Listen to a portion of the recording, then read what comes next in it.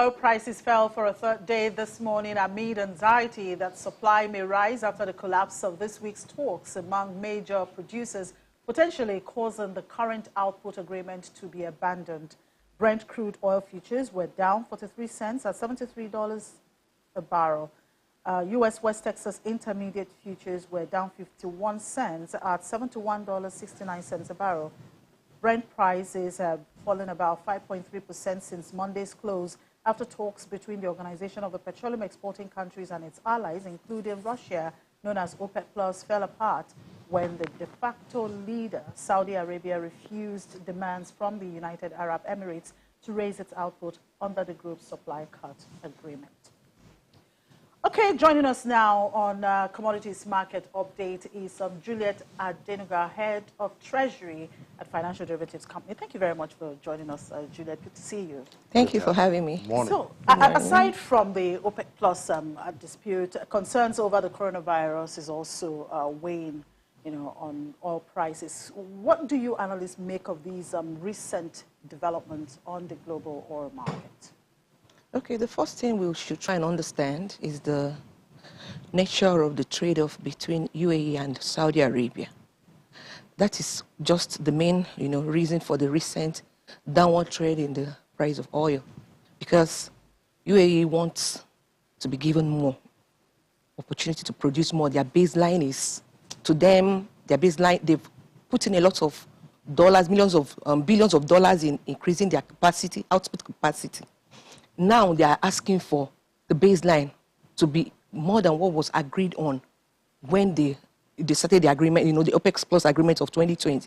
And they have good reasons for that, because they named some other countries that had come up and asked for an increase in quota, like Nigeria. Absolutely. Kuwait is there, Kazakhstan is there.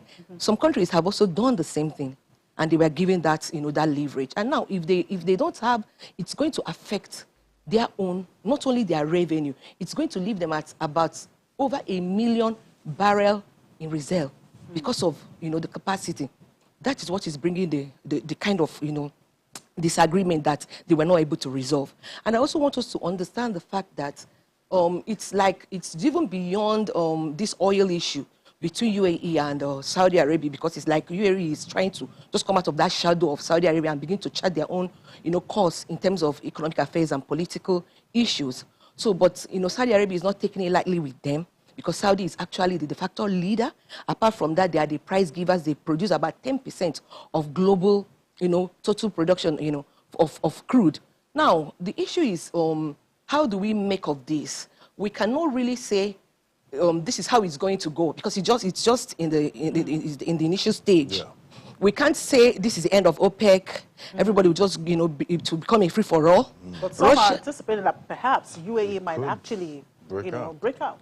But talks are still, even though they've not agreed on the next meeting day. I know that Russia had waded in, and they are doing some kind of trying to deliberate and talk about it, because in the long run, if everybody just goes away, it might not be beneficial in the long run, because it's going to bring a crash in crude price. All right, but we've seen the price above $70, despite the rise in oil prices. But Nigeria's foreign exchange reserves has continued, that downward trend. What's responsible for this? Yes, people usually want to know. Even 2 years ago, when there was a crash in oil price, we're always saying the same thing, that our reserves are going down.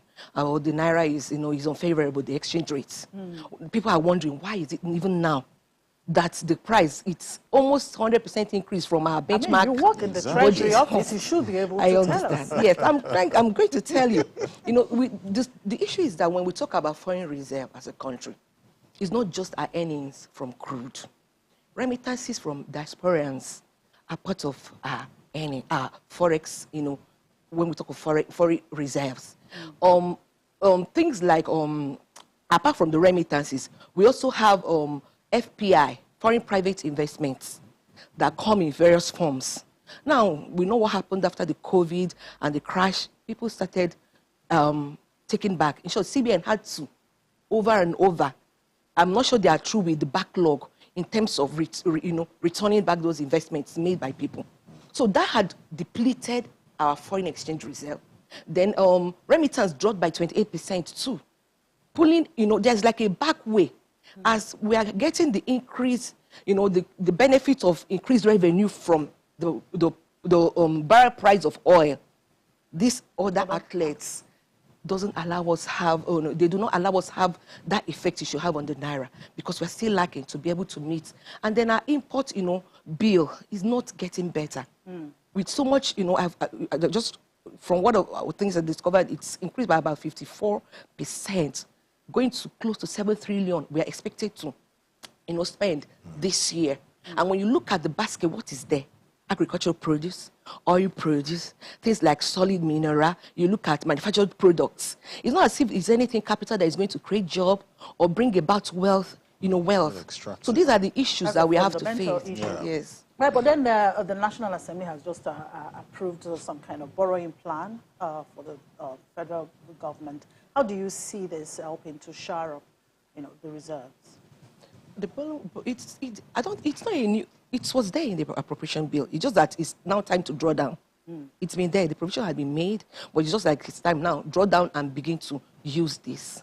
But the issue is not what that we are borrowing, but what we are using the borrowing to do. Like we know the you know, debt servicing to revenue is on about 94% presently. If you now want to add things like overhead, recurrent expenditure, it will be going far above 100%. So it's like we're living a borrowed kind of life. Or most of our expenditures are done from borrowing. That is not what the main issue is. The main issue is now, what are we going to use these funds to do? Is it still going to be just recurrent expenditures that do not bring about any increase in terms of wealth creation, or like, say, the real sector having an impact that will now trickle down to create things like employment or improve the health sector or the education sector? If it is still that we are borrowing to fund such recurrent expenditures, which is usually the main bulk of our appropriation bill and budget, then I don't think it's going to be much beneficial to us. Servicing other debts. We keep servicing debt, and you know, not only will we affect this generation, even the unborn generation are at a risk because of what is happening. All right, so you know, one of our major challenges in Nigeria as an oil producing is, you know, exporting was inability to refine, you know, the products. But now NNPC says Nigeria will start, you know, exporting refined petroleum products by 2023. How feasible is this? I know. I think that they made that, they projected that definitely based on the Dangote refinery. Okay. You know, that's one, because Dangote refinery was supposed to have kicked off this year. The projection is that max first quarter of 2022, they would have started production.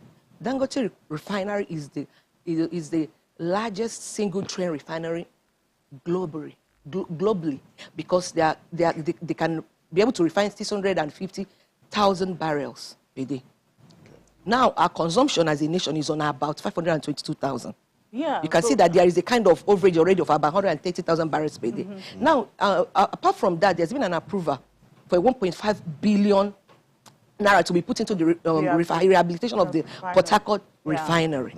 So if we're able to get, you know, the Dangote refinery working, then the Port Harcourt or other refineries, you know, kick off, we're going to definitely begin to see that first will meet local demand. Then the excess will now be exported, and we'll begin to see saving what we've been using to. I told you that the import bill is so high. In short, CBN is targeting a reduction by 35%, and I know it's based on all these things that they are looking at how to cut down, especially on oil.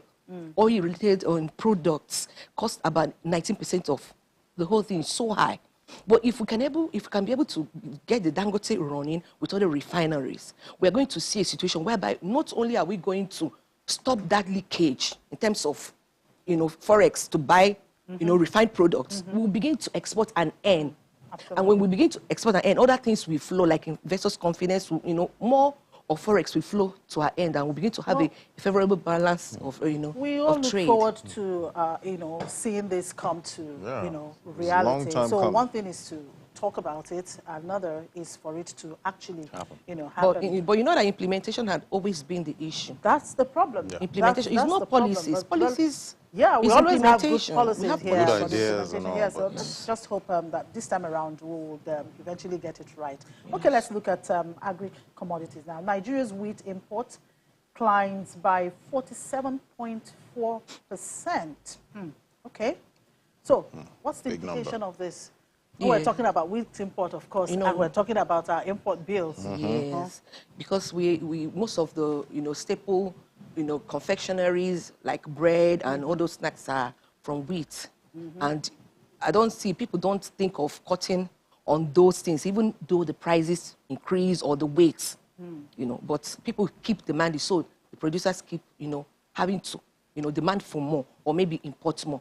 It goes up, and that is one challenge that is transferred back to consumers, because the cost of producing all those wheat-based produce, it's gone up because of the cost of wheat. Now with wheat import increasing, that means there are other issues because substitutes became more expensive. Instead of people having to wait to buy gari, it have become so expensive that a bag is tending towards 18–19%. Yeah. They look for alternatives like the wheat in the flour from Semo Flour and is other even- wheat flour flour. has also increased. Oh, yeah. Because they become cheaper relatively to things like gari, they had to begin to import more in order to meet up the demand. So it continues that way, and it's not going to stop, or else the substitute like gari begins to drop. And we know because of the shortage that comes with the planting season, we're not about to see a change in the price of gari now. Maybe later in the day during harvest, that's when we might begin to see a drop, and then it will begin to affect the demand for wheat also in the country. Right. All right.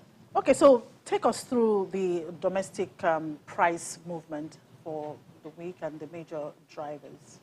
Okay, for the week, presently, there was basically some drop in some particular products. We noticed that the rice decreased a little bit, paddy rice to 21,000 naira, a bag. It was at 27 the last week. There was also a reduction in sugar by about 1.54% to 17.87. Then also others decreased a little bit, like the sorghum, as well as a bushel of cocoa, a reduction. We know that cocoa for some time now, it didn't benefit it didn't enjoy the benefits, the price rally benefits of what happened with other commodities because of the demand for products like chocolate. I don't think people now, that's not the concern of people, things like chocolate and all those things. So it affected it, and then it also affects the earning. So basically, other things, there was a reduction in prices of cement is still, although there is a little increase in the price of cement recently. And then also other things like tomatoes is still not anywhere getting better. It's still high. Onions is still relatively expensive. Things like even yam. And yet Nigeria is celebrating inflation is declining. Well, unquote. Anyway, thank you very much, Juliet. It's been a wonderful time with you. We do appreciate Thank you so much. Thank you for having me.